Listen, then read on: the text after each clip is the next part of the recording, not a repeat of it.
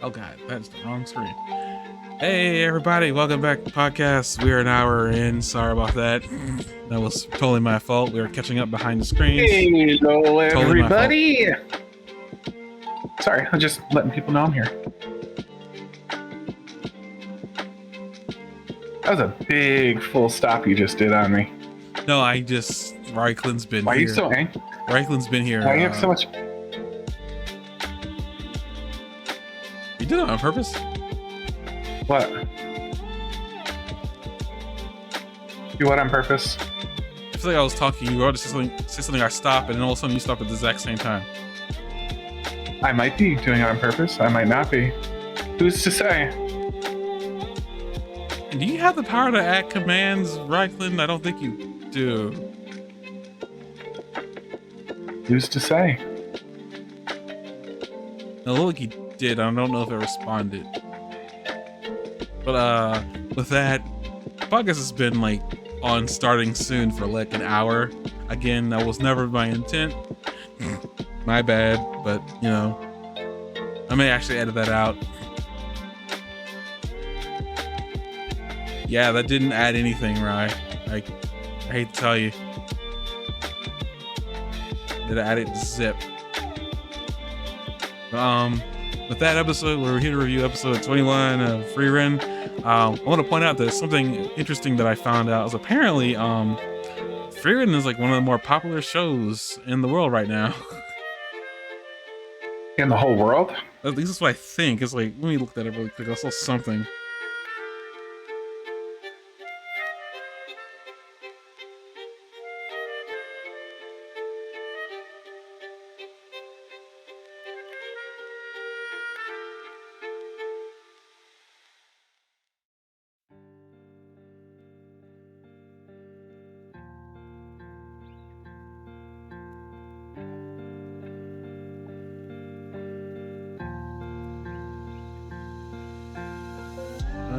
Let's see. Frieren popularity.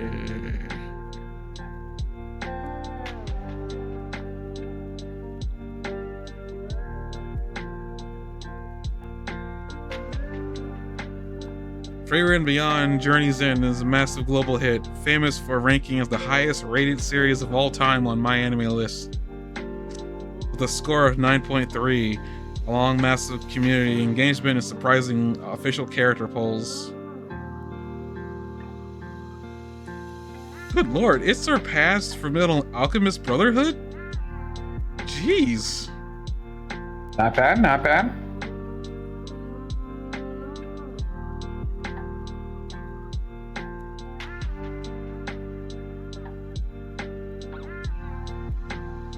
Nice to see you, Ryukin, by the way. I can't believe that actually happened. Dang, this show's really popular. Gee, that's interesting. I'm glad that the show's, has been received so well. Like that, that's interesting. I'm actually kind of curious how long they can keep this going. I think the original manga is like done with by this point, so I'm not sure how much longer they got. But with that, also they announced that season 3 was. They're reminding us season 3 is October of next year, so there's that. But with that, episode 21 of season 1, I think I mentioned to you of this. Like, basic episodes is mostly between Frieren and dealing with Dingen, and also her crew, Kana and the other girl, I forgot her name, dealing with Dingen's teammate on an elevated piece of land in their fight. Yeah. But like I said this to you, I'll say this here, but I was actually kind of surprised, even though he still did lose against Frieren. I'm surprised that he held his own against her as well as he did. It makes me kind of curious if he wasn't wasting his mana trying to like hunt other teams down. Like, would he have been able to dent her somehow? They put a dent in Frieren somehow, but I don't know, maybe not. But it was just surprising. He how he was using spells, even though Frieren was like blocking them. He seemed to know quite a bit about Frieren, We also learned, I think last week we learned about, not last week, the week before last, we learned a little bit more about the Continental Magic Association. Denkin doesn't. What do you mean Denkin knows a lot about Frieren? I think he made mention that he knew who she was. It wasn't like he, it was like a lot of people don't seem to know who Frieren is unless the thing gets brought up. I don't remember him knowing that. Okay, I take your word for it. I believe he said something. It may not have been this episode, but I'm pretty sure he said something about it last episode. Like he knew who Frieren was, because like Frieren even mentioned like it's rare to find somebody who actually knows who I am, like in this day and age. But yeah. But really quick, I'm gonna touch upon Kana and her fight with that other guy who completely forgot his name. I wonder, do you have the guy, the Earth Mage's name? Richter. Richter? Okay. Oh, his name is Richter. I remember it because Richter scale. Yeah. Oh, that took me way too long to realize what they were doing there. Okay. I mentioned it last week. Did you? Yeah. Okay. Sorry. Yeah, Kana and her friend are fighting Richter. Richter is he's doing, large scale attacks on them to keep them down. It seems like it's working, but they seem to be bluffing about like how you shouldn't look down on your opponent. So he doesn't seem to care. And as he's also watching his teammate Dingen down there with Frieren, trying to keep them busy while he's dealing with her. Kana and everybody I feel like I should know the other girl's name. It escapes my mind. You were talking. What was the name of the ice wizard again? The ice wizard? I'd have to look it up. Hang on.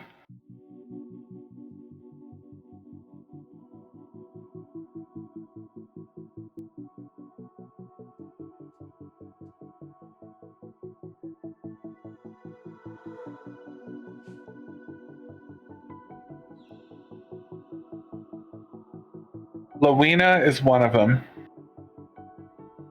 Kana's the other one, but Lowena keeps bringing up how you shouldn't look down on your opponent or let your guard down around your opponent. They kept on bluffing, and on top of that, they keep bringing the fact that Kana was also separated from water. Even though I will say there's a view of the lake, I wouldn't say that far from Kana, but I'm guessing she needs to be right next to it to use her magic to manipulate water. Meanwhile, Richter's able to touch the ground and use his magic to his mana to manipulate the earth. He also brings up in his confrontation with these two girls, he brings up how mages fighting each other. It should be the natural order of things, and also bring the fact that with the way some mages fight, there's a difference between magic spells and also using physical force. And I guess his magic is using physical force because he's throwing chunks of earth at them. At the time I was thinking about that, I was like, interesting. He's bringing up physical force a lot. I didn't know mages had the ability to do that, but I'm guessing, manipulating an element is close enough. Or manipulating something physical with your mana is close enough. For a mage to apply physical force, because they were able to, there's not the shield that they use isn't strong enough to take a lot of physical force before it breaks. So again, it's interesting that it applies against physical force at all. It almost makes the most sense to me for it to have been one or the other. I'm not complaining, but it was kind of oh, okay, I get that. I guess when he was explaining all of that about and he wasn't really explaining his magic. I just kind of just noticed that he kept on talking about it in the way of how mages use it. Because at the same time, I was mages don't fight physically. But then it was clear that he was making a comparison while also sitting there saying that the way mages do use physical force isn't typically how warriors use it. It was just really weird that he was bringing that up. Later on we see that because I want to call her Lumiere. That's not her name. Molina brings up she keeps on saying that he's afraid of Kana the entire time when he's up there, and I was like, really?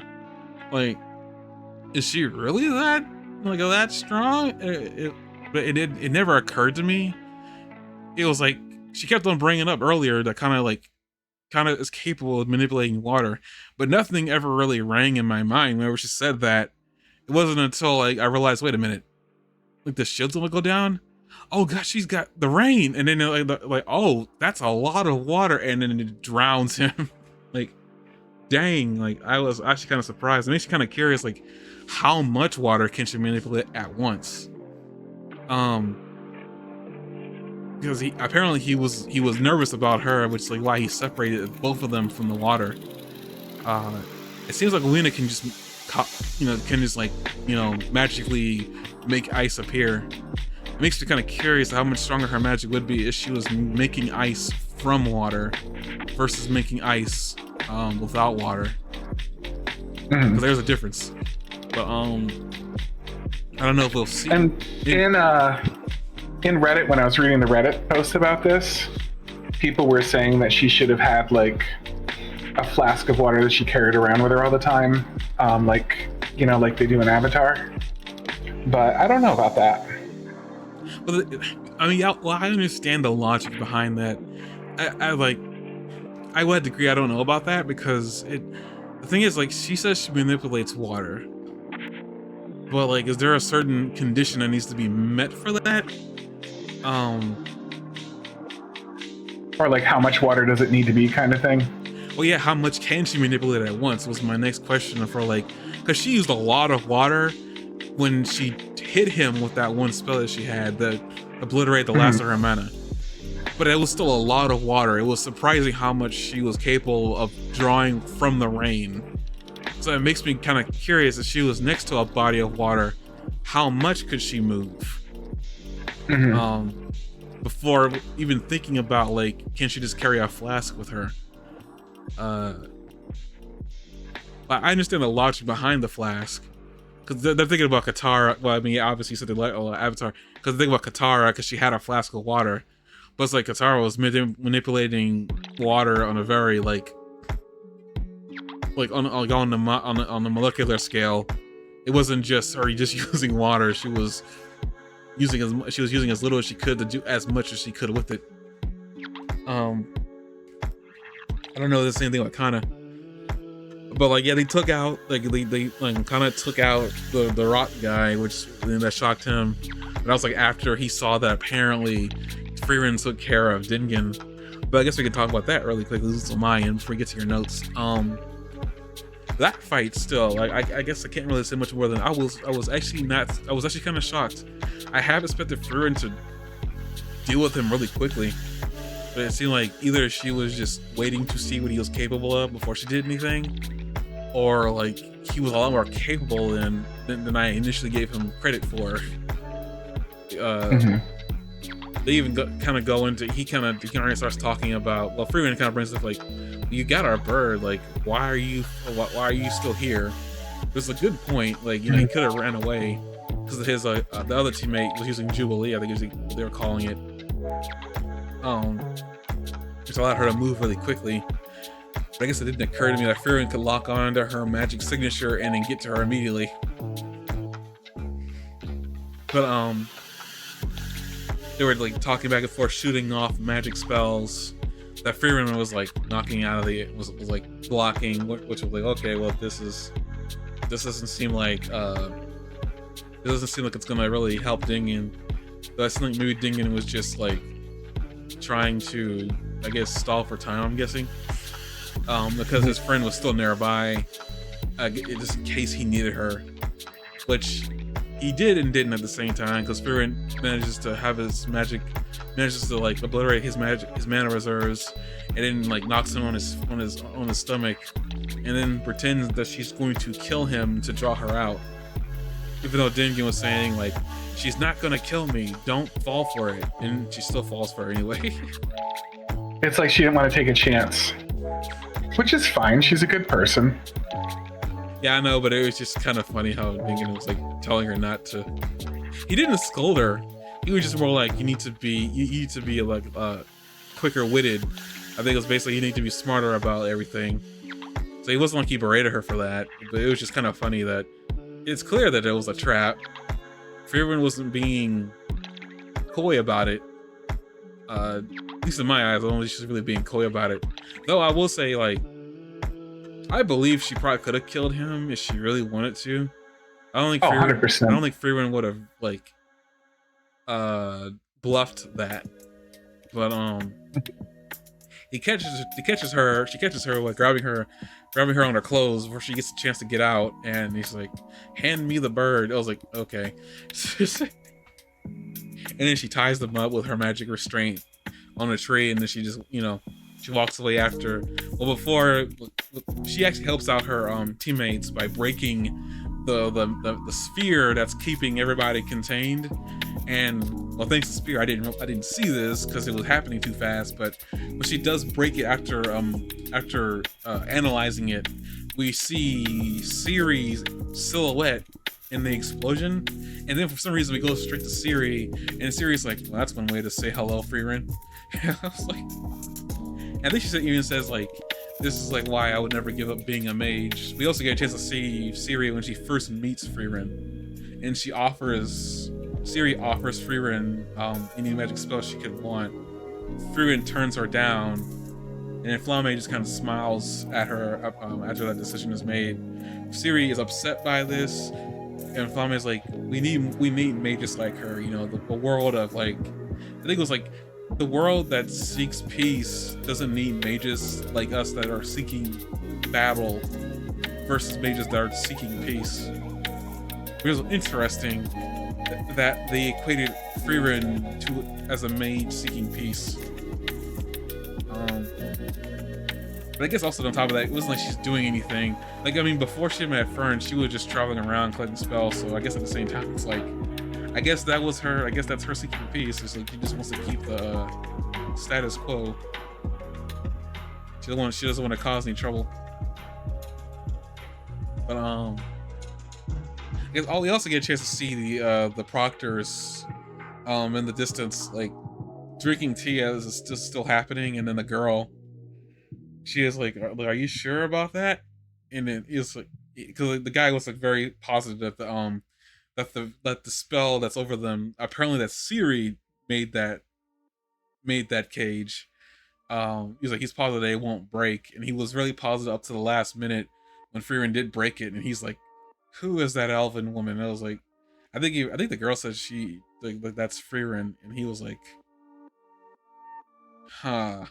He was very caught off guard that Frieren was able to analyze it and then break it. I'm actually kind of curious, how was Frieren analyzing it? Was she using a magic spell the entire time when she was fighting Dingan? I'm guessing she was like sensing it, like, and learning about the magic of the energy. Like, she noticed it a few episodes ago. I guess I just like, it just seemed kind of weird because I don't know how the girl noticed that it was being analyzed. Because at first when she said that out loud, I immediately went to Kana. I was like, oh wait, Kana's gonna try to find a way to get Rain in here, isn't she? But when it was revealed that it wasn't her and it was Frieren, I was like, wait a minute. How is she doing that? Like, but okay, I guess it doesn't really matter. She analyzed it and broke it, and like caught a few people off guard, and the Syria was like, oh, that's Frieren. This is gonna be fun. But oh yeah, I guess like another thing I just remembered. After all that, and like the rain comes down on everybody, we see Fern's group in the cave after it broke down, and Ubel had been kind of called Fern boring for like using like very, you know, like I guess like typical like offensive and defensive magic. But Fern kind of says like, well, that's blame my master for that one. Was like, I have other spells though, and she's like, he's like, I can see naked people. And then Ubel kind of just cowers in the distance. She's like, I'm not using it on you. And then she like Fern was about to like, and then Ubel's like, what other spells can you use? And then the guy's like, well, maybe we shouldn't be so chummy right now because like in the future, in the test, we're gonna be fighting each other one-on-one. And Ubel's like, oh yeah, sorry about that. And I was like, huh, weird. Like, I don't know. Like, I'm guessing Ubel's got a story, and we're gonna learn about her story eventually at some point about why she's doing what she's doing. But it's like I'm getting the vibe that maybe she's not as bloodthirsty as she appears, considering she called out that other guy who we also thought was bloodthirsty, but he really wasn't. Which one's not bloodthirsty?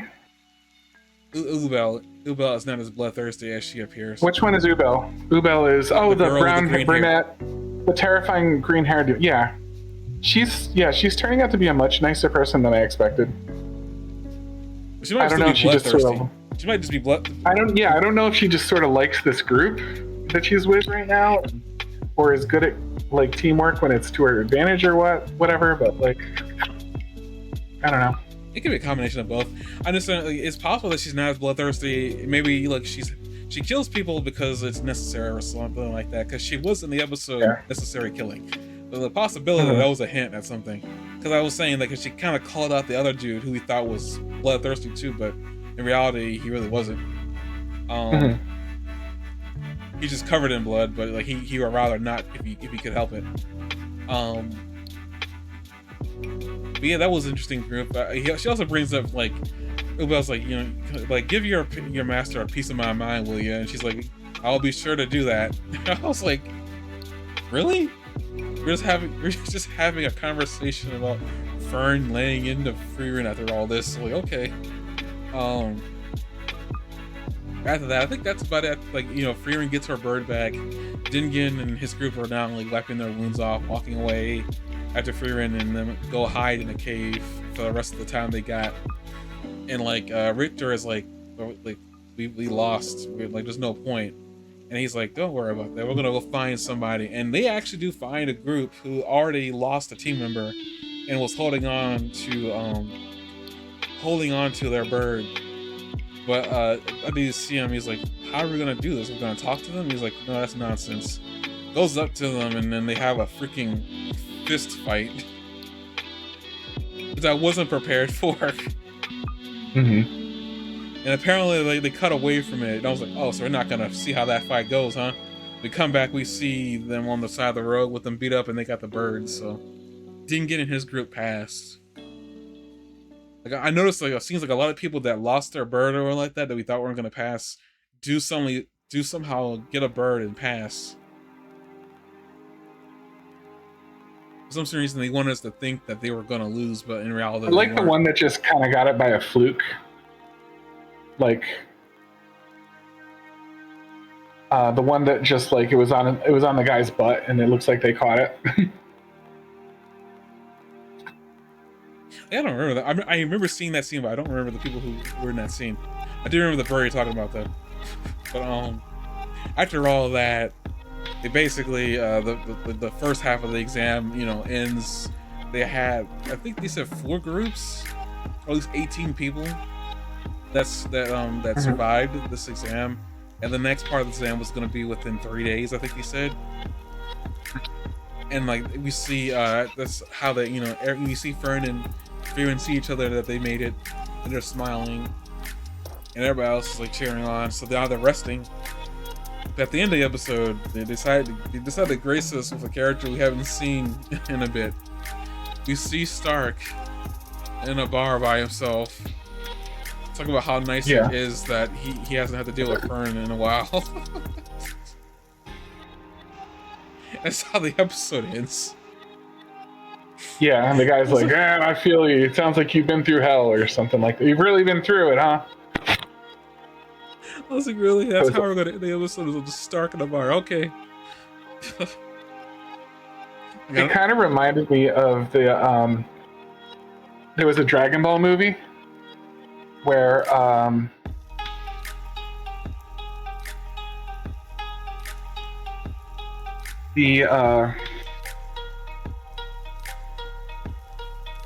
trying to think of the right way to put it.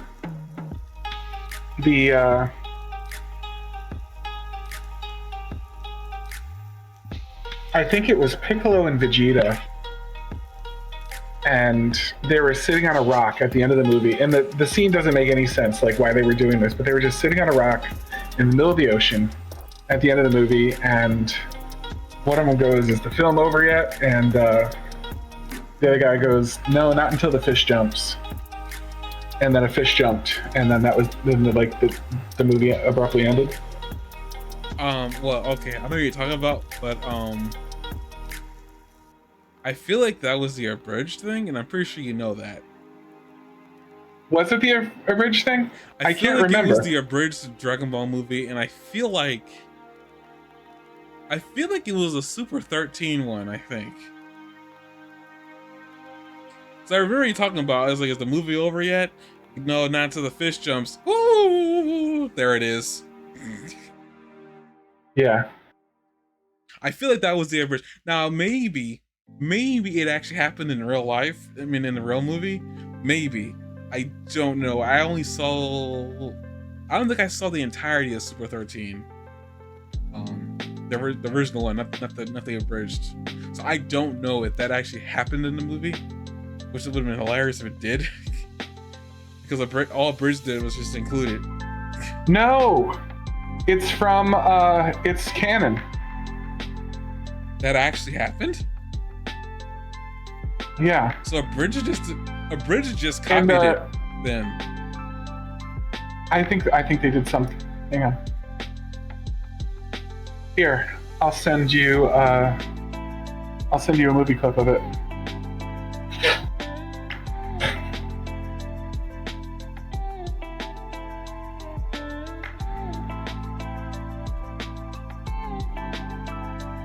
Yeah, it was canon. Is it over? Not till the fish jumps. It's over. What? Okay. At least in the Wild, abridged, huh? in the abridged, I think the fish says something. I don't think it just don't. But okay, yeah. So yeah, that's wild. So all they did was to copy it. That's insane. I guess they thought it was just so funny that they could not include it. Yeah, that is strange that they're just in the middle of nowhere.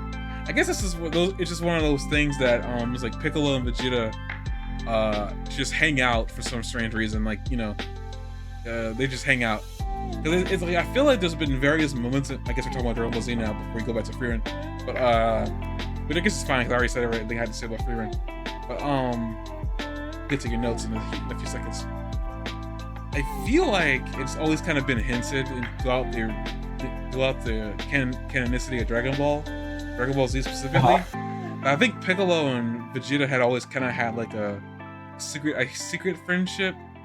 Like kind of like they, for some reason, they do hang out. We just never see it. It struck me. For me, it was like more of an understanding. It's the same thing. I mean, like to me, it's like I feel like they have like some type of like understanding, but I feel like it kind of goes a little bit more deeper than that in some cases, because it doesn't seem like Vegeta, like his friendship with Goku, it's very antagonistic at times, but also very friendly at other times. He never seems to do that with Piccolo. Like anytime that they're in the scene together, like if Vegeta is ticked off, he never really goes out of his way to insult Piccolo. Or if he does, it's never really a huge insult. It's kind of like an obvious observation about Piccolo. Or I think he says green skin or something. He kind of just like makes an obvious observation about Piccolo.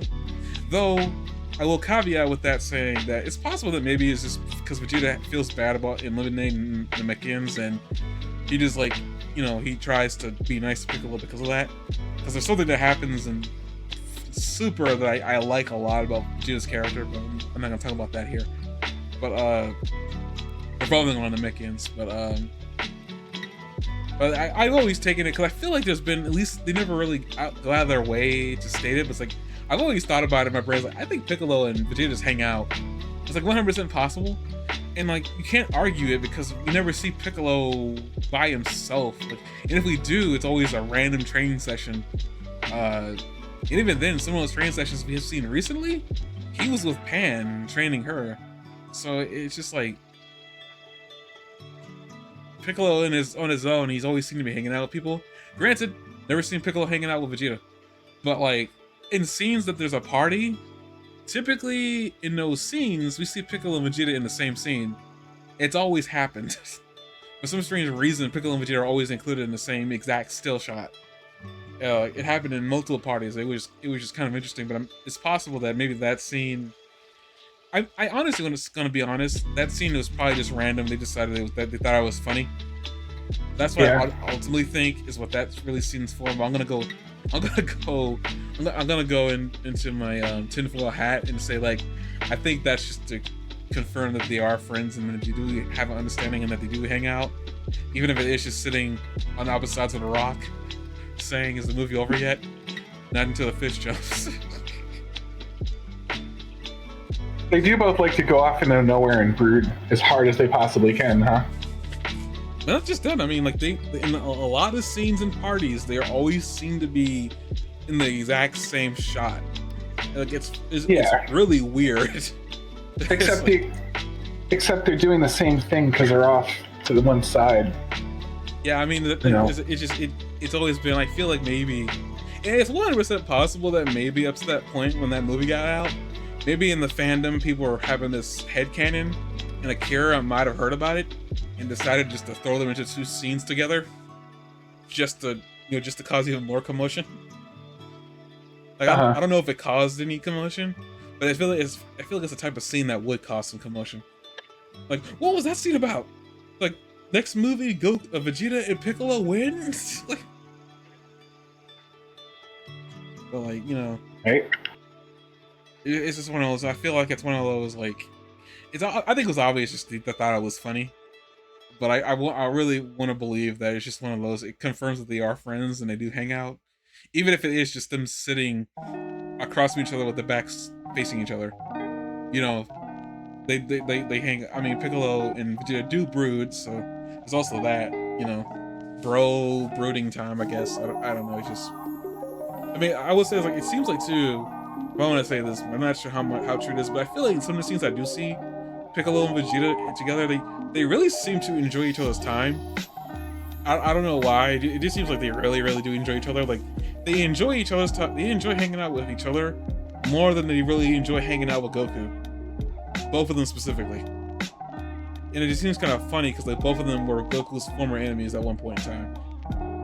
So it's even funnier in that regard. That they they're off having like a book club and just like talk about their times that they feel like, yeah, I was Goku's mortal enemy. Really, I was too. Like I tried killing him once. Oh yeah, me too. Unfortunately, I was very close until he went into my mouth and then cost me some internal agony. It's just to me, I just find that kind of funny. But okay, I guess with that, your notes, good sir. I think you said I had a lot of them. You have an hour. I have an hour? Jesus Christ. Okay. Give me 1 second. Or less, just depends. I'm just saying, like, I mean, we usually go to 12 o'clock, so you got that entire hour. If you don't use it all, that's fine. You don't run a dictatorship, you run a democracy. All right.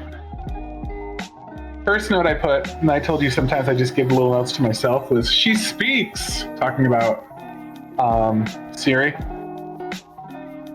The next one, I thought there was a lot of really subtle beats that, if you paid attention really carefully, showed how Frieren and Siri were complete opposites. Some of them were more obvious, like Frieren has, a completely different color palette for her eyes and hair than Siri does, and Frieren is large and Siri is small and stuff like that. But the very first line, because I think this is the first time Siri's spoken in the series, the very first thing she says is, "It's been quite a while, Flame." And after 25 episodes, or 20 episodes of Frieren talking about how short a human being's life is, I found it very interesting that her lead statement was to talk about something taking a long time, especially when it was the exact kind of thing that Frieren would have never considered a long time.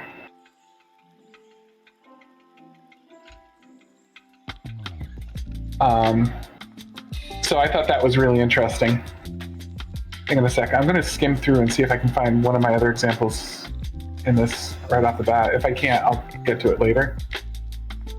But I had a lot of notes about how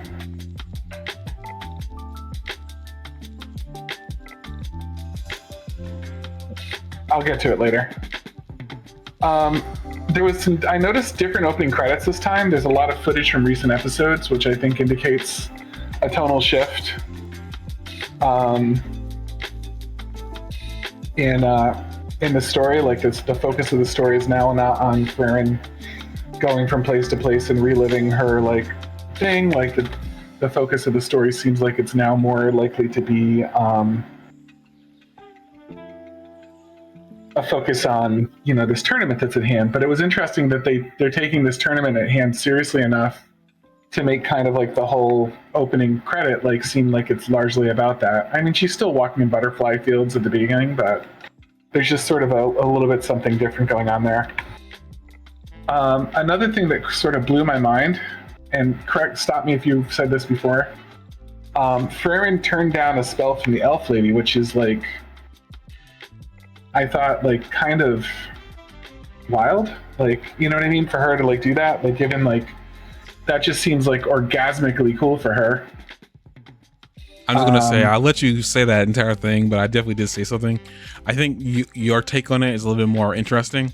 I just kind of said that I thought that was just weird, but yeah, I agree. It's just like, that's like her favorite thing ever. You know what I mean? Even to the point where like, earlier, like she found out that that was the prize, I thought. And I thought I remembered her like kind of like perking up when she heard that that was the prize, and now like that's not the case, and it kind of struck me as unusual. Because like when they said that was the prize, I'm like, oh, you're gonna love that. But like she'd already had that for free and turned it down. So I was a little bit thrown by that, if that makes sense to you. I feel like I thought that was the privilege. Was that not the privilege? I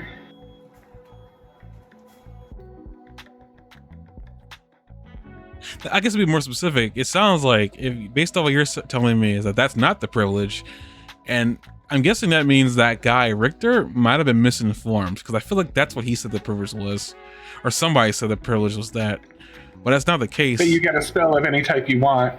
So I mean, we're seeing different things here. Like we're seeing some people, their focus is like on becoming the mage for the privileges and status it has. Some of them want the grimoire, you know, choice. You know, Denkin just wants the permission to be able to go visit his friends, you know what I mean? Like, or visit the grave. So there's a lot of different reasons people are doing this in the first place, but I just thought it was interesting because Frieren, I would have thought, when I first heard that Frieren was going to be able to pick a grimoire of her choice, you know, if she finished this, I was like, well, holy shit, that's the absolute best possible thing Frieren could have. And then we see in this episode that she's offered the grimoire, and she turns it down, like. But this is my thing. I think that Frieren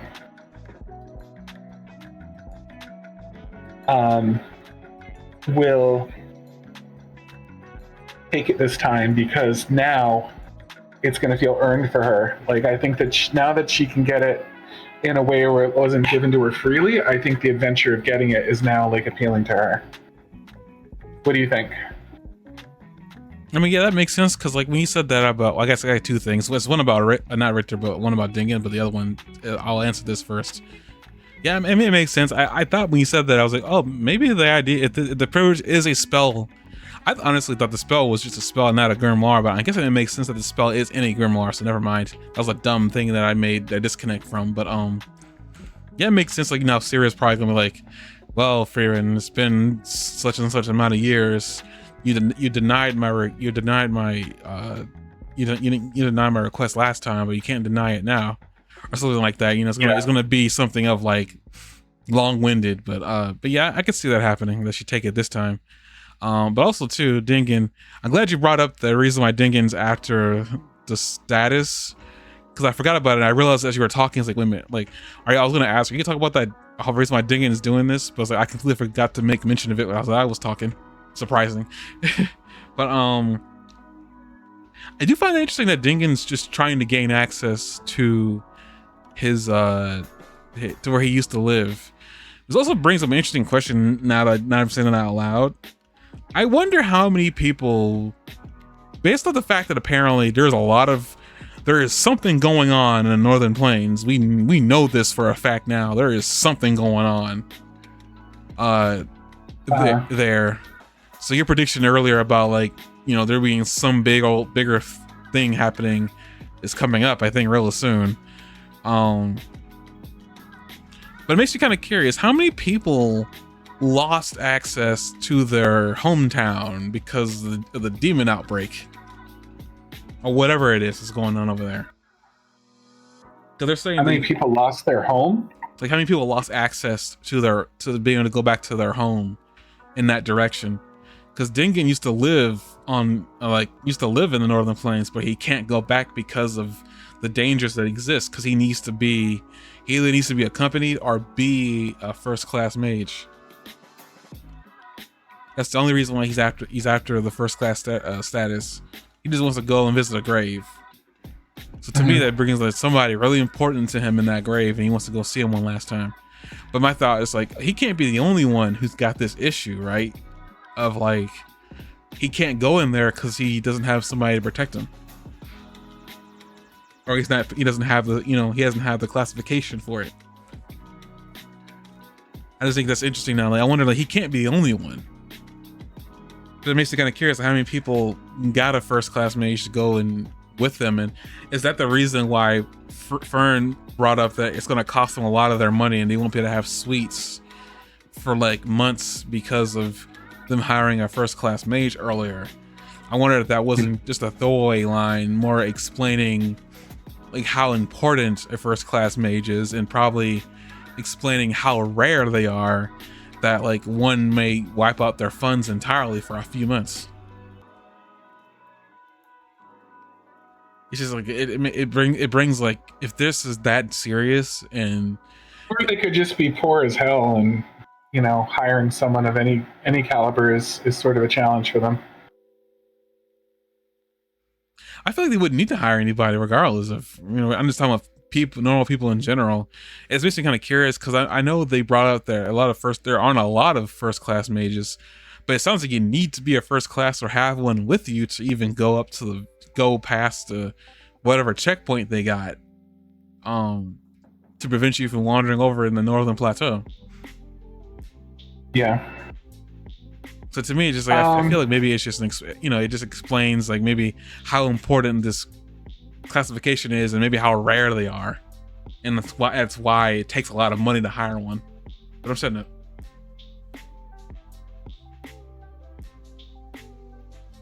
Yeah, I think they're just making a little quick side joke about how poor they are, more than anything, to be honest with you.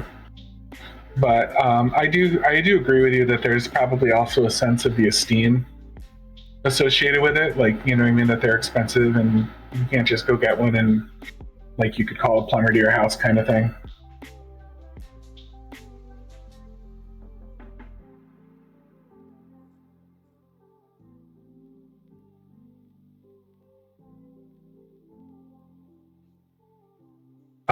Okay, let's see. How do you feel about Ciri being Flummy's master? I know we talked about it, but like, kind of an interesting little plot twist, I thought. I think that there's something kind of interesting about it in the sense that I think there's something interesting about Ciri being Flummy's master in the sense that, like, we know that there's sort of a direct correlation between how powerful a wizard is, a magic user is, and how long they've had to practice and learn. And she taught her master. She's her master's master, so the implication would be that she's been doing this for quite a lot longer than he has. than Frieren has, which you would think implies that like she's going to be grades of ability higher than her. But again, another subtle difference is that Frieren, while she knows all these different spells, it's sort of usually not especially relevant that she knows all these different spells because she sticks to basic spells and kind of like powers up her core. Like she works on speed, she works on suppressing mana, she works on conserving mana, she works on being efficient and effective in that way. Whereas Ciri is like being as eclectic as possible. And while Frieren has been adventuring and practicing and training and challenging herself, Ciri seems like she's just kind of sitting in her place like a dragon sitting on its treasure hoard. So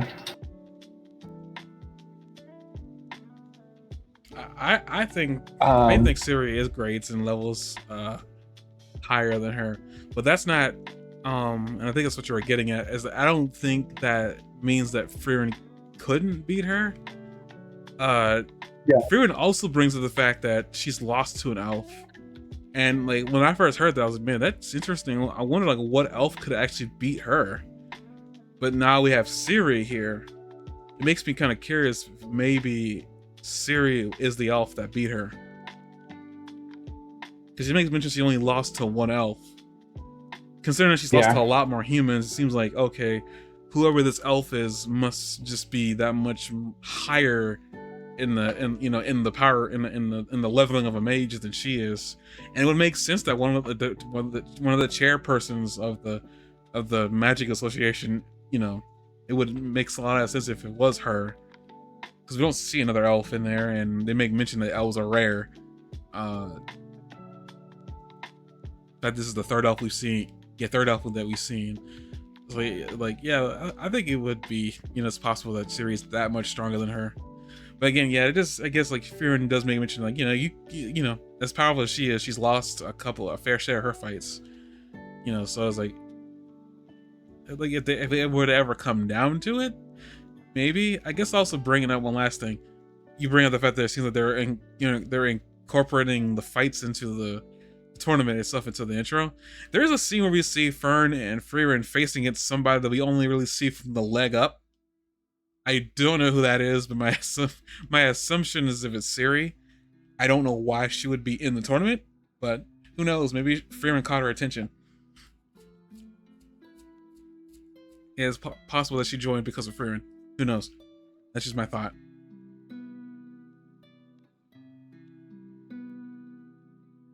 Do you think Ciri entered the tournament? Yeah, I think that intro where they like hide whoever they're facing, it seems like it'd be pointless. But when she breaks the barrier, they cut to Ciri's reaction to it. Yeah, no, but in the intro, the song though, when we see Frieren and Fern both facing an enemy we can't see, it just seems like it'd be pointless to hide whoever they're fighting. Like, it wouldn't make sense. Yeah. Like why hide when we already seen all the participants? So to me, it's like I feel like there'd be a plot twist going on where maybe Ciri joins the fight. She joins the tournament because she wants to fight against Frieren. Because again, as you said before, she broke the barrier. I bet Ciri wasn't expecting that. So she probably will want to see how much stronger this little elf has gotten since the last time she saw her, however long ago that was. Right. I like the idea. But I don't think she's in the tournament because they show her. They straight up show her, you know what I mean? Like somewhere else. So I think she's not in the tournament. So why? I mean, I guess my question for you is like, why hide whoever Frieren and Fern are fighting in the intro? It makes literally no sense. They can't just throw a new person in there because like the only people that got to the next stage of the tournament, which I'm guessing is going to be the fighting, are the people who survived the scavenger hunt for the bird. And I believe we saw every single one of them. I don't think there was one person we haven't seen. Yeah. And again, I'm assuming it's Ciri. It could be maybe it could be one of the proctors. When again, I had no idea. I don't know why they would get involved, but you never know. they bring up that girl that we've seen who's floating around and moving around instantaneously, that she's really strong too. So I don't know why she would join, but hey, there's a chance. I mean, if Siri can randomly join, my assumption for that, my assumption also, you know, is good for any other proctor we've seen.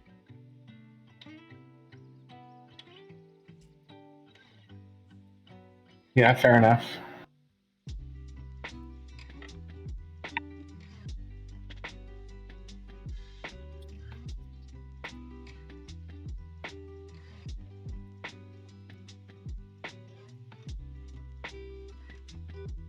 All right.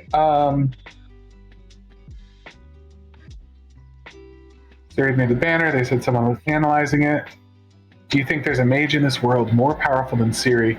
I don't know that Frieren breaking the barrier makes her more powerful than Siri. It shows that she's a peer. I think, you know, like they're in the same ballpark. But I don't think that Siri poured her entire essence into that barrier, and it's an absolute thing where because Frieren broke through it, like she must be more powerful. I think it's certainly a sign that Frieren is a threat to her, at least on some level. But I don't think it's an indication that Frieren is more powerful. Do you? I think her breaking the barrier posits that she can overcome Siri's most complicated spell. Mm-hmm. It just depends, because like it took her a while to break that spell, so it wasn't instantaneous. It took her almost a full night. But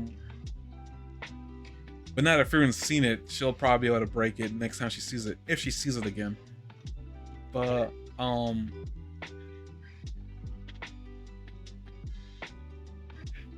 if the idea is that Siri is this really overwhelmingly powerful entity, one of the more powerful mages that exists, then no, I would find it hard to believe that even as powerful and as gifted as Frieren is, Siri would have to be the one thing she probably couldn't eclipse unless she got lucky. But again, I'm also basing a lot of this on the fact that like Frieren's only lost to one elf. It would make a lot of sense if it was her. Yeah. So like, there's always a chance that Frieren could be stronger than her, but I'm also gonna go on the idea that because Siri did train Flamme, and Flamme taught Frieren how to suppress and train her mana, 100% certain that Siri is the one that came from. Meaning whatever Siri's probably exuding right now is not her pinnacle of power, like you already made mention. So her overcoming that shield, I think, really solidifies the fact that I think Frieren can overcome maybe her, like, I wouldn't say most complex, because I already said it before, but maybe her next to most complex spell. Because I'm willing to bet she's probably got a more powerful, more complex shield spell. Yeah, certainly possible. At some point, maybe, I'm just guessing. She might have a more powerful shield spell. She might have not put all of her power into it because it didn't feel necessary. She, you know, she might have just... There's a lot of things that she could have done. Do you know what I mean? Like, maybe that was just not a powerful spell to begin with. Like, not...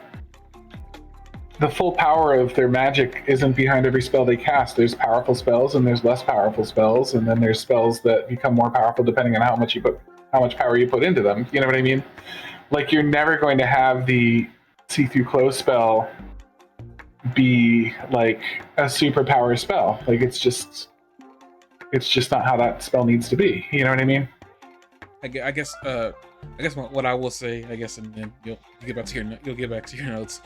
I guess, like, I think the question was more just to posit, is it possible for somebody to overcome Siri?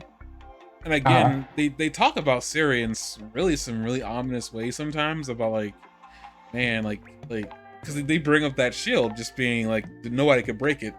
Like that human guy over there, Proctor, was like, yeah, don't worry about it, no one will be able to break it. Almost like he attempted to break it at some point and he just failed at it.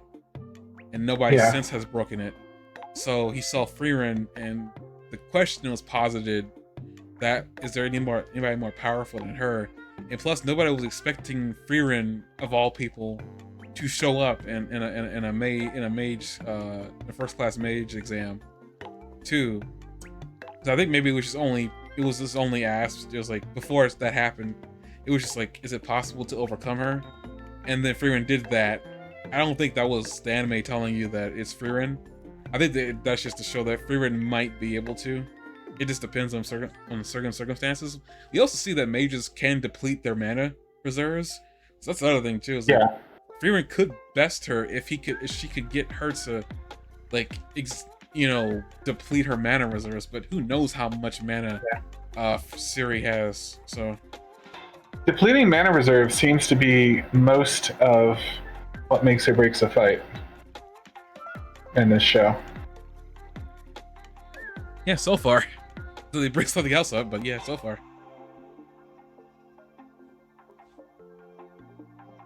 I mean, it's a really big deal. Do you know what I mean? How that works. I'll get you. Okay. Well.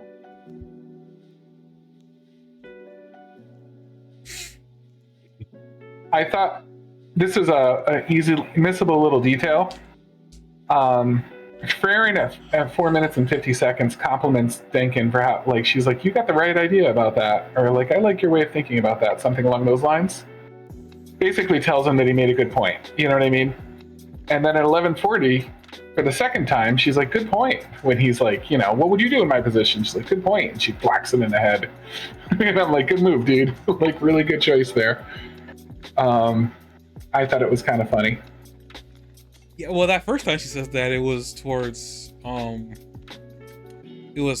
idea of like what a mage is, I think, or it was like, because it was brought up, I think, after the flashback, the Siri offering a spell. I feel like I don't remember it 100%, but I feel like that the general idea. It seemed like all that happened that first time. That second time, I didn't catch her saying good point. And then whacking him over the head. So that's actually kind of funny. But it sounds like to me it was like Frieren and Dingen both had the same philosophy behind what a mage should be. So like I feel like that was the first good point thing was about. Now it also could have been funny, who knows? But like I feel like that's because I feel like it was timed to the whole idea of like when Frieren first met Siri. Because even Siri, we see that flashback when Siri is having the flashback, which is actually interesting. But yeah, I understand what you're saying. Is all I'm really trying to say. I just thought it was funny that it's just like Frieren.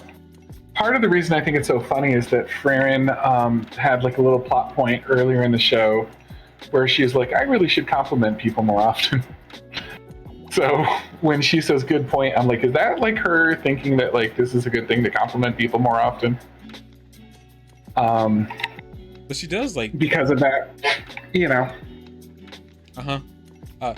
Well, really quick, I said she does pat like Luana and Kana on the head after they defeat Rector. So yeah, a little bit later. But I mean, even with Denkin, you know what I mean? Like I think she's like pretty much always trying to teach whoever she happens to be around.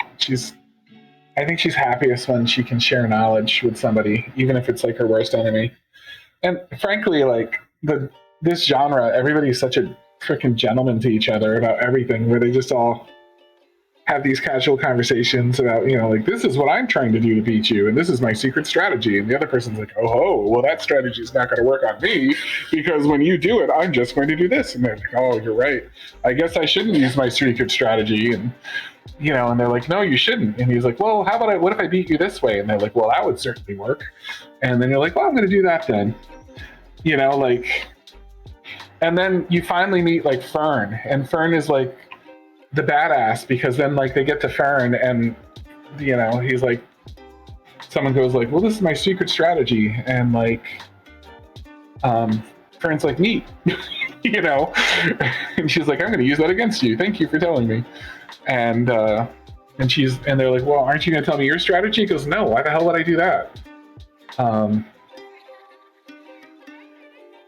I think that's kind of funny, in my opinion. But that, Um, and then Frieren to some extent doesn't like explain her strategies either. I get that, but what I want to say is so how I do like discuss battle tactics. There's an anime, specifically that has this mechanic in the show, and I call it a mechanic because like the way they explain it is basically like they have techniques in this world called sorcery, and their techniques get stronger if they explain to you how it works. So you could be in the middle of a fight and they'll explain their technique to you and it gets stronger immediately. Like a lot of people talk about that because it's like the show is like really weird like that, where they're like the way roles work and stuff like that. Like, it's just kind of a funny role. Like people said they could plot dump on you and suddenly get a power up. That is insane. It's like, yeah, that's all I want to say.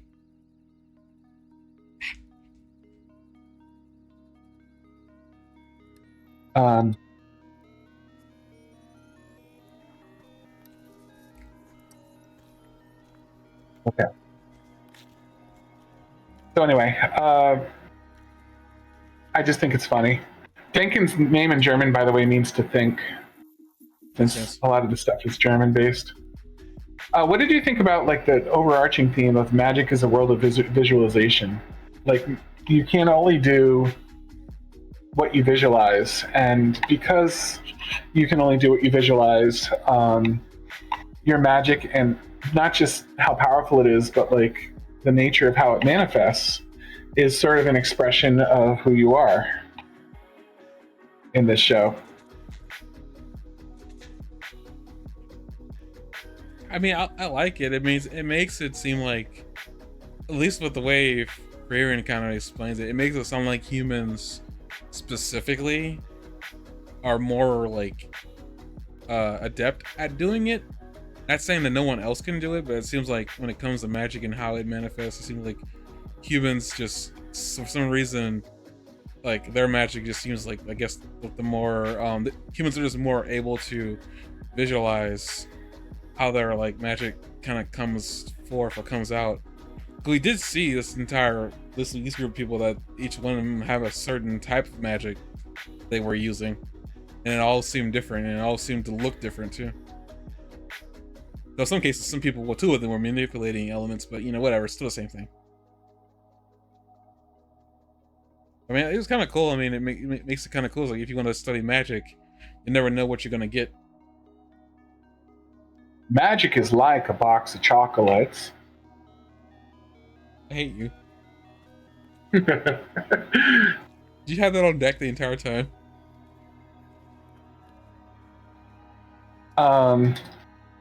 No, just when you said you never know what you're gonna get, I had to say it. All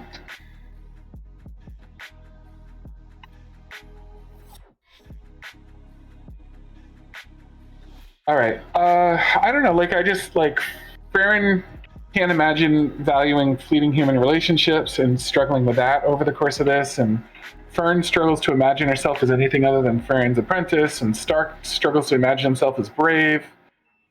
And then magic is this whole expression of your personality and imagination, and like it's really cool as a story plot element because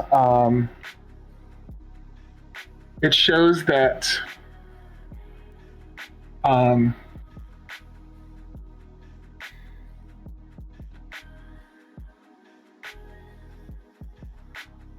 like you will have like improving your magic becomes character development now, you know what I mean?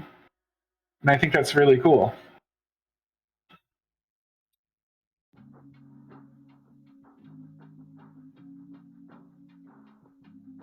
I never thought of it like that, but I guess, I mean, if that's what happens, I still feel like, you know, Fern's got, you know, imagination is just not one of those. It's not going to be that flashy, unless she changes drastically. I don't really see that happening, but she's definitely more animated than she was at first. So there's that. And like, I mean, when you talk about magic, you really talk about mages. They're not really talking about warriors. So like anything Stark's doing, I don't think it's gonna really count. Oh, you know, that's a side note too. Like, I wonder, like, if there was a really good reason that Stark couldn't have joined this. He's not a mage. But we know that his fighting abilities are magic based, so he is using magic. He's not a mage. He's a warrior. This is just for first class mages. There's probably something for the warriors, but I guess that's probably it right there. Like he probably isn't.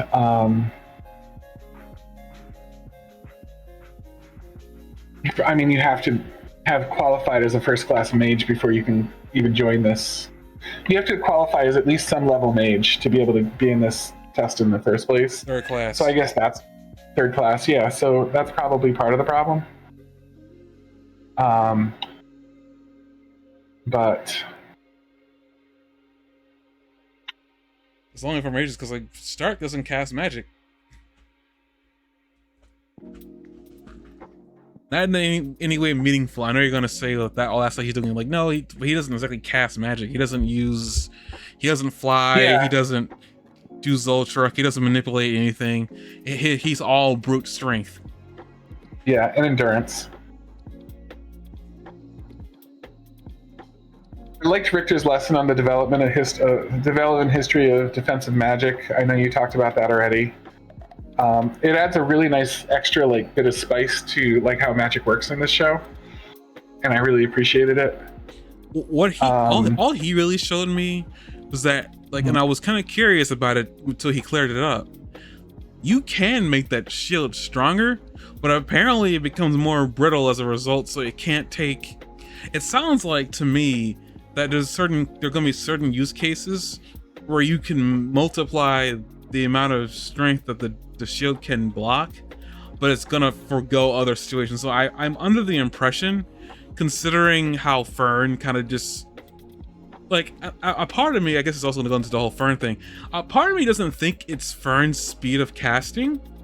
I think freaking like Fern's multicasting, like shooting things off at the same exact time, because she's done it multiple times where she shot off, I think she shot off like 3 Zoltark beams at once, which was kind of impressive. I didn't think she could do that. So I don't know, it's really just about her casting speed. I feel like she must have something going on that's unique to her that maybe Frieren doesn't even know that she's got. Because I know Frieren said that she's faster at casting spells than she is. I'm actually kind of curious if that's really the case or not. Maybe it's something else going on. Shows the whole character development of magic. But also, too, it gave me hope that it's possible that maybe Fern could increase the defensive block that she's got, because she is, as they keep on saying, she is just using born offensive and defensive magic. But usually if you use something over and over again, you typically can find the weaknesses and improve it. And I feel like that's something maybe Fern could do, because it doesn't seem like Frieren is at all invested in doing that. Though she doesn't have to, but that's just beside the point. Like, I do just say, like, what she's not invested in is finding weaknesses?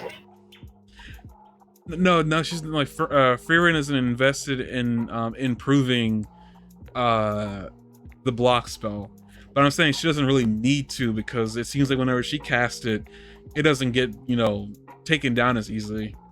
Like, Frieren's figured out a different way to make the block spell advantageous. Fern can't. Well, Fern right now can't. At some point, I'm pretty sure Fern will be able to, but I suspect that maybe Fern will try to improve the block move, and possibly she'll probably be able to improve Zoltrak.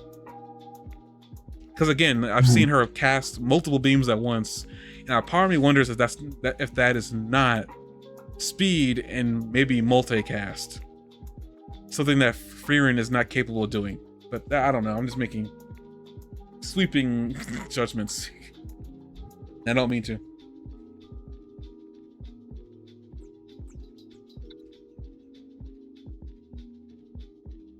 Also, don't mean to take over your speaking points. Back to you. No, I actually enjoy it. There was a really cool moment where Denkin basically thought he'd pin her down with like a barrage. He knew that he couldn't beat her by wearing her out, that she was the one with more mana than him. And so he's like, I'm going to solve this by shooting a barrage of magic at her, and I'm going to hit her from every side, and she's going to be forced to only defend herself, and hopefully I can brute strength my way through. And then as he's doing it, like this missile flies at him. And he's like, I don't even know how that happened. And what I think probably happened was the same thing that happened in the 5-second flower fight, where she shot like sort of a homing missile.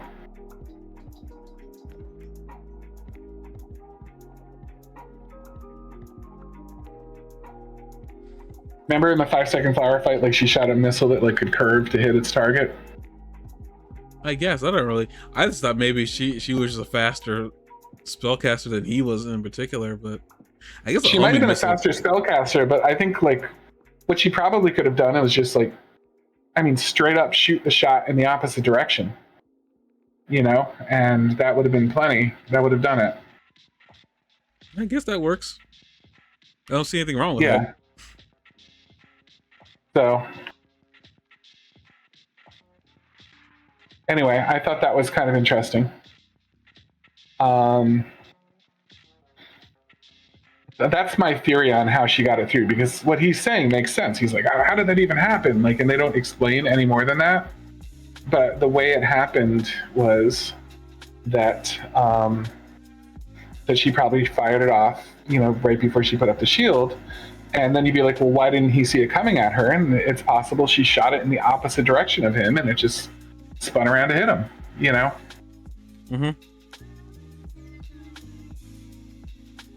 So that's what I think happened there. I can see how it happens. I got nothing. Like, I got nothing really interesting to say about it. It was kind of funny. He was like, "Oh my god, what happened? What?" Like,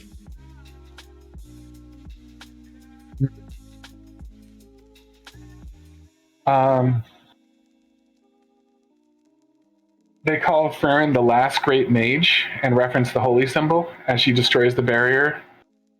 And she does it simply to give Kanye rain. Like, she could probably, with much less of her mana, have showed up and just knocked Richter out effectively, even if Richter's plan was to kill one of them before Frieren got there. But rather than do that, she's like, no, they're going to do it themselves. And like I said, she's made them her students already. And so she just destroys the whole barrier, which must have been a tremendous use of mana, and to give her rain instead, which is very, very different than what Ciri would have done. I think Ciri would have kind of gone after them. I guess on that, I also find interesting, like, as she does that, because Dingen like wonders why she did that. All Frieren says, and this is probably the most Goku I think I've ever heard her sound, and I don't know if this is on purpose or not. But it was like, I thought it'd be a shame if she didn't have her magic. You know, I think it's not a fair fight if all mages don't have access to their magic. And I was just sitting there like, are you serious? Which, I mean, makes sense, you know, at the same time, it's like, you know, you don't want to fight somebody unarmed. But it's like, it was just kind of funny. That's what Frieren's response was to why she did that. Which I believe her, but at the same time, it's one of those, it was just a funny, random response. It was like, what in the world? Okay, well, yeah, well, that makes sense. They did try to cut her off. I mean, they specifically cut her off from her source of magic, so that way she couldn't defend herself, because Richter was afraid of her. But they didn't seem all that concerned with Lelena. But I guess also explains why Lelena treats her so, you know, not poorly, but like treats her the way she does, because she knows she's stronger than she thinks she is. But yeah. I already said about how Ciri stays in place on the throne while Frieren travels, and how she looks like a dragon guarding her horde. One interesting thing, I don't know if you picked up on this little missable detail, is when they were talking about how invincible the barrier was.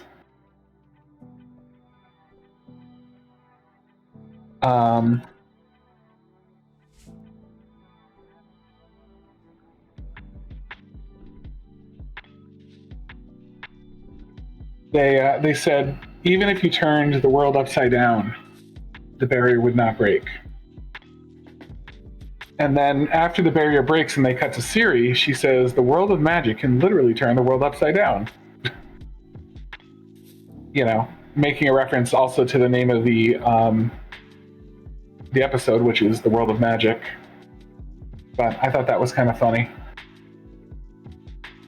That they said, you know, even if the world was turned upside down, like it wouldn't happen, and then happens, and the first thing Siri says is, "Oh, the world got turned upside down." No, I heard her say that, but I was like, "Damn, that's interesting. I wonder why she said that." But you know, Well, again, she also just seems smiling, and then she just refers to Frieren, and it's like, huh. Makes me kind of curious if like Siri has been sitting there waiting for Frieren to show up. Like it seemed like she knew that Frieren was going to show up eventually. I think it's on her to-do list, but I don't think that's the only thing she's waiting for.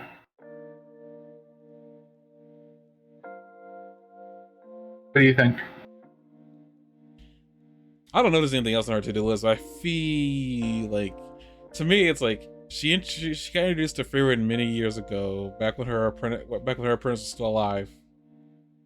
Uh-huh.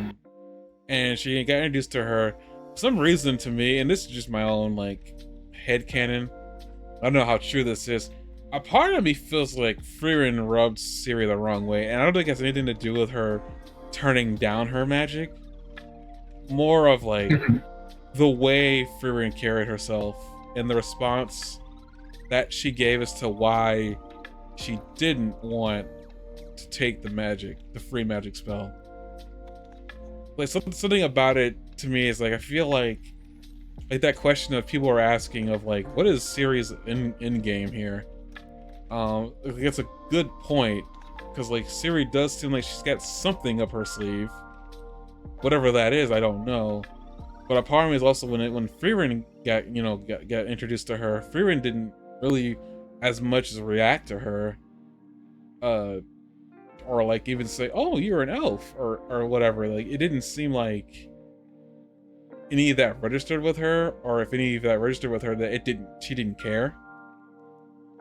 Mm-hmm. But to me, it's like the way Siri was kind of talking got me thinking, maybe, I don't know, like Siri, I don't know if Frieren rubbed it the wrong way or something else is going on there, and maybe like Frieren is just something that interests her now because like now there's another elf that's in the magic world, possibly.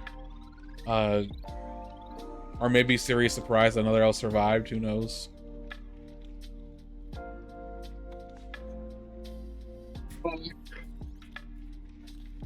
I think Siri, if any elf knows what the other elves are up to, I think Siri would be the one that knows where at least some of the elves are.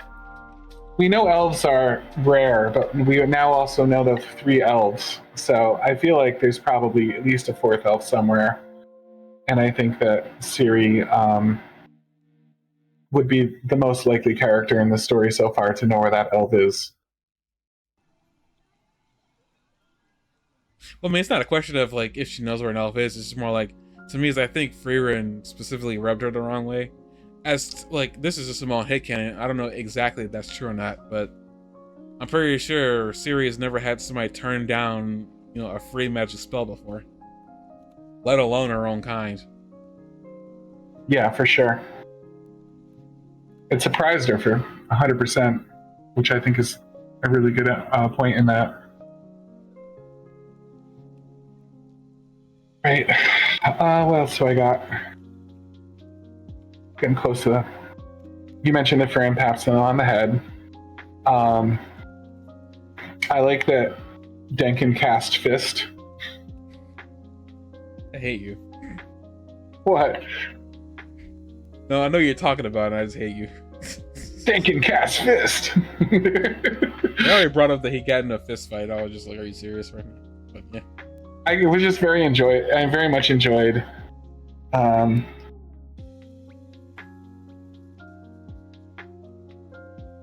mean, he won, so I mean, it was definitely worth it.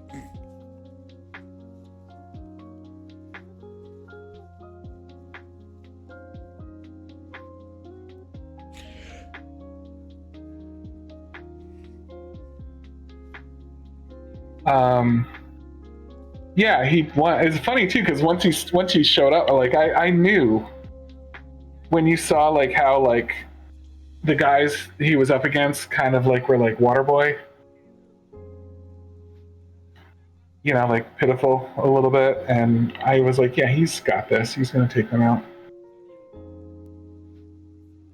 Even though he's probably like 30 years older than them, he's like, we're all men, aren't we? And I'm like, well, you are.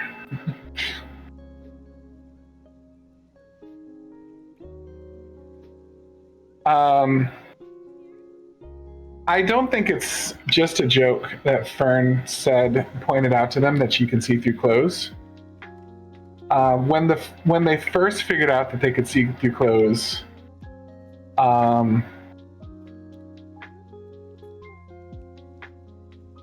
they Frieren said, you know, it's not just. She basically, like, without saying it directly, like, was basically like, this, you know, this not just for pornographic reasons that this is worthwhile. Like, you also like can see if there's a concealed weapon, for example. So I think that this plot point of them bringing up the thing again, I think it's a funny joke. But I think that on top of that, reminding us that they can see through clothes could become a worthwhile point at some point. Like there could be a reason that they're reminding us that they can see through clothes. Like, you know.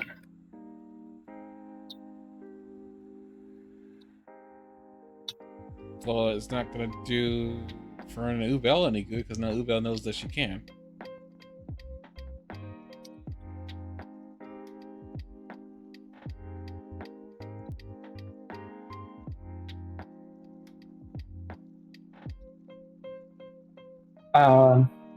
What do you mean? I say, if they're setting up maybe a potential confrontation between Ubel and Fern, it's like, well, Ubel knows she can't hide anything, like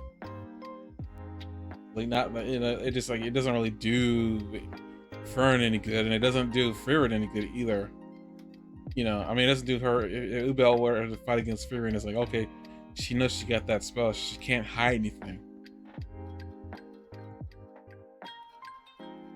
Yeah. I'm not sure how much she could hide underneath her clothing, but that's the point. I know, but I think that we may learn soon that Fern finds a use that is not pornographic for being able to see through clothes. Like she's able to see a hidden wound that the other person didn't want them to see, or a hidden weapon, or if they're on a fetch quest for their second trial or their third trial, that, you know, where they have to find something and return it. Frieren might be able to say, like, you know, they're like, we don't have that, and Frieren can say, like, no, you do. It's like it's hidden in your pocket, and they'd be like, well, how do you know that? And she'd be like, well, I can see through clothes. You know, I could see that being like a matter of fact thing that she would say as a plot point for the story.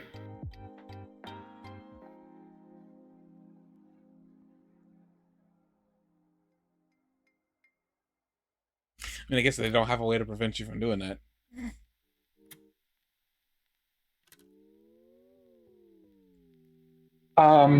Right. So I don't know. Like, I think that could become a factor. I think that the show might be reminding us that exists. You know, for like future reference.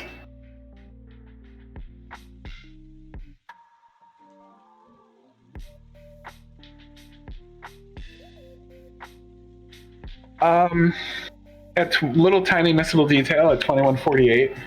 If you look careful, like if you look away, you miss it. But like, I liked the moment where like they were like waiting for the time when they have to go to drop off the bird, and you see the two female wizards like are fighting each other. Like one of them's grabbing the hair of the other one and like forcing him to the ground and stuff like that. And Frieren is sitting off to the side, like with what I imagine is probably that cat look on her face if we were able to see it.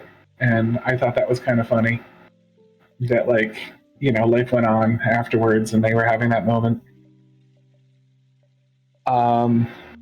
It's just at 21:48. It's just like a couple frames. And then I reflected your sentiment about Stark. Poor Stark. The next episode is called Past Allies or Future Enemies. And that's going to be really cool because they did a good job so far of like helping people bond. And we have people that have bonds like coming into this. Do you know what I mean? Like Frieren and Fern and the two wizards. So I think that it's going to be interesting in the next one if they were allies before that they're enemies now. Like if they're gonna pit them against each other. I think that's going to be very interesting. I mean, I feel like that'd be the goal, is to call out the weaker ones that got through.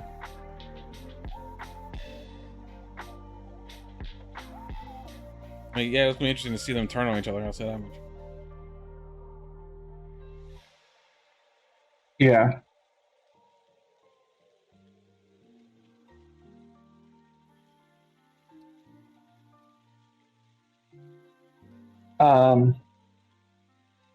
So anyway, I think that's interesting. And then if you listen to the preview, the very last thing they say is you'll be conquering the labyrinth. So the next one is not going to be a nice outside jaunt. There's going to be some sort of labyrinth involved, and I think that's kind of interesting as well. It'd be cool to see them all like in some sort of maze trying to find their way out. I'm sure Frieren in particular has about 900 spells that are perfect for a situation like that. I mean, we shall see. I'm pretty sure Frieren wouldn't want to be by herself in a labyrinth, though. Why? I don't know. She just seems like the kind of character that would have some like really dumb thing or hang up on it that we didn't know about until just that right moment. Like, it seemed like the type of like hidden personality quirk that we wouldn't have known about for multiple reasons, and it's only coming out now because she's in this particular situation right now. Yeah. I'm not saying it's gonna happen, but it just seemed to me like it'd be the perfect opportunity if there is that hidden part of her personality that like it will come out now, because like she's in a labyrinth fighting for herself. If she's by herself, who knows? I'm getting the suspicion that they are, but you never know. If they're doing another activity like this, I feel like they wouldn't pit one-on-one until they get to it. Then one-on-one against each other until they get to like I guess a final, like you're gonna fight each other situation, if that comes up. You think that's how it's going to go down? I feel like that's where it's gonna end up. Like, how else do you like call out the superior specimen? I think there's only so much you can do with like catching a bird and then weeding them out with the ability to find whatever they're finding in the labyrinth. I don't know what the third test would be other than a one-on-one situation against each other to test each other's skills. Yeah. I mean, it'd be predictable for sure, and I'm pretty sure not everybody is on board for that, but I feel like that's where we were going with this entire exam to begin with. Why they were building it up for so much, and why we were seeing Frieren collect so many spells, and to see Fern's skills get better and better. Yeah. Do you think that this is all just exists for to feed like the somewhat sadistic whims of Ciri? I don't even know if she's sadistic, but I can see that she's probably the one that came up with the we don't have any evidence per se that she's sadistic yet, but like it does occur to me that this could all be like just kind of feeding that, you know what I mean? I mean, they said that. I mean, Frieren said there was a lot less mages than there were than her than she was used to seeing in her day. It's possible, like this whole first class thing is actually causing more damage, causing more harm than good. Especially when there's only so many. Especially the first exam kills so many young mages. I'm guessing that's what Frieren was referring to when she said, like, young mages seem to die a lot. I do remember her bringing that up about why she didn't want to take Fern on. I was like, that just seems like, that doesn't seem like pertinent to anything. Why would you bring so many young mages dying up? I thought that was weird. I'm guessing she might have been referring to this exam. Or at least as some exam similar to the first class one. Because like Fern took one and got the 3rd class, so.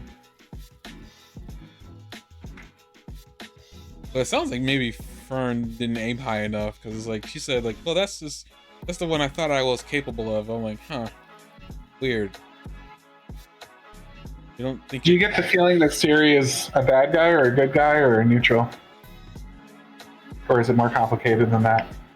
It might be more complicated than that. I could see her as some like anti-hero or like anti-protagonist or something like that.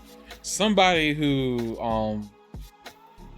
like specifically somebody who's probably willing to do anything for fun, but the moment that her fun gets compromised is when she steps into action. But I could also see her being a major pain in the butt too. Like I could see her being, you know. But it doesn't seem like she's even really interfering all that much. Like the most interfering she's done so far is putting up a barrier. But it looks like that barrier was a part of the game to begin with, so can't really consider that interfering. As a side note to that too, like I thought it was interesting that they sort of like Denkin sort of like accused Frieren of cheating. When he said like you have when you can't win, you break the game when you can't win the game. He said something like that to her.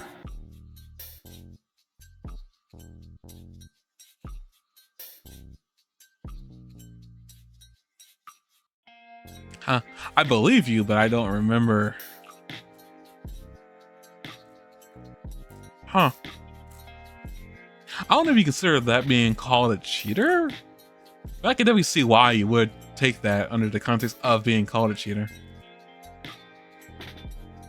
That's typically he said, so when you can't win the game, you break the game, huh? But the problem is, like, I don't think she broke that, like, that, oh yeah, you talking about the game itself and not the fight. Huh. Yeah. No, actually, now I remember that now you said that. But, I didn't take that as him calling it a cheater. I don't know what I think I might have glossed over it.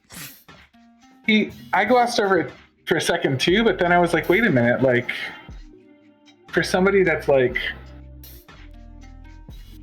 I don't know, for somebody that like seems so like intellectual and good sporting about this, like, he sure felt like a sore loser for a moment, you know? I mean, of course he would be a sore loser. Like he like at the time he thought he lost his only opportunity to gain the specification. Yeah, but he seems like the type that even though he lost something, he wouldn't have been a sore loser. So it threw me off a little bit.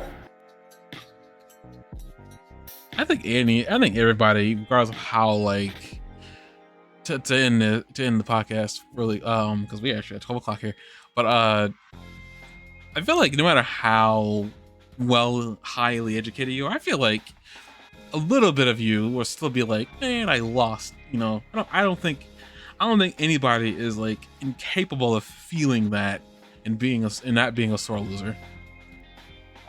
I mean, Dinkin having that little thing. I mean, whether that was him being a sore loser or not, it's like I feel like anybody is capable of it, regardless of how much older or how much more sophisticated you are or whatever like that. I feel like anybody is capable of it.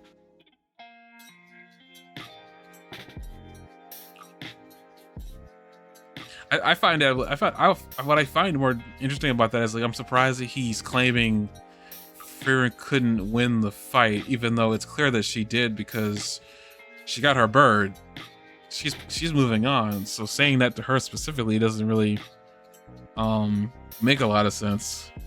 It would make more sense if he said that he still had the bird on him, but but that was not the case. So it was a really weird statement. I wonder if that was a translation error or something.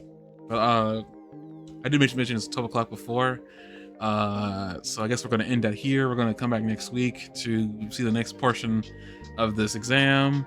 Enjoying the anime so far.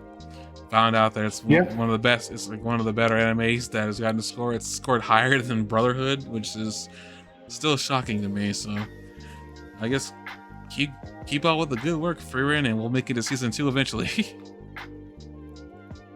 Yes, sir. All right. See you, everybody.